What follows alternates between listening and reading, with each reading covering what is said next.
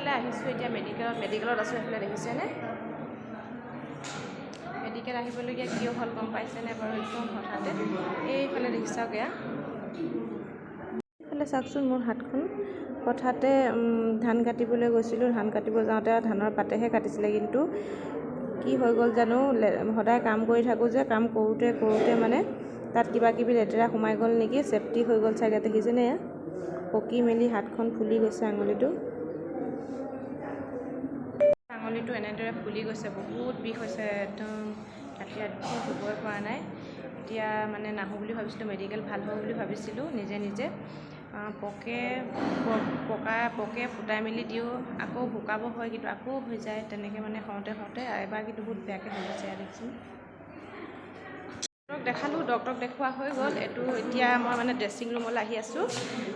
এইটো অকণমান ফুটাই কিনে পুজখিনি উলিয়াই দিব নেকি। ড্ৰেছিং ৰুমলৈ আহি আছোঁ। সেয়া এইফালে বহুত বিষ হৈ আছে, ফুটাবলৈ মানে একদম ভয় লাগি আছে। এতিয়া সোমাই যাওঁ আৰু ভিতৰলৈ। খালি সেনেকেই ফুটাই থাকোঁ, মই সদায় টেপি থাকোঁ, পুজ ওলাই আকৌ ভাল হ'ব বুলি ভাবোঁ। দুখ পাই থাকোঁ যে আচলতে কাম কৰি থাকোঁতে, সেই আকৌ হৈ যায়। ফাইনেলি হৈ গ'ল। এইয়া বেণ্ডেজ কৰি দিলে, বহুত বেয়াকৈ বিষালে আৰু দেই। ফুটাই মেলি দিলে আৰু তাৰপিছত চাফা কৰি মেলি এতিয়া ওলাই আহিছোঁ, ঘৰলৈ যাওঁ। ঘৰত আহি মেলি পালোহি মেডিকেলৰ পৰা।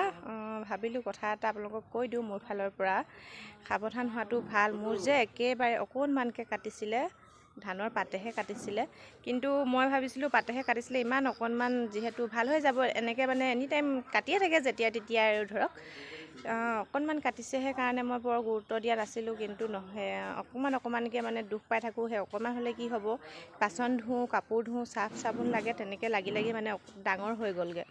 সেইকাৰণে মানে আপোনালোকক কৈ দিছোঁ যে অকণমান হ'লেও সেইডোখৰ যাতে অৱহেলা কৰিব নালাগে।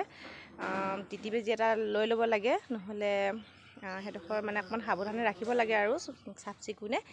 আৰু টেঙা কিবাকিবি এইবিলাক খাব নালাগে। মই যে একেবাৰে নাবাছিলোঁ জানেনে। সেই অকণমানকৈ মানে কেইবাবাৰো পকে, পকিলে আৰু ফুটাই মেলি ঠিক কৰি দিওঁ, আকৌ হয়, আকৌ পকে। তেনেকৈ কৰোঁতে 15 দিনমান হৈ গ'ল ধান কটা, কিন্তু ভাল হোৱাই নাছিলে।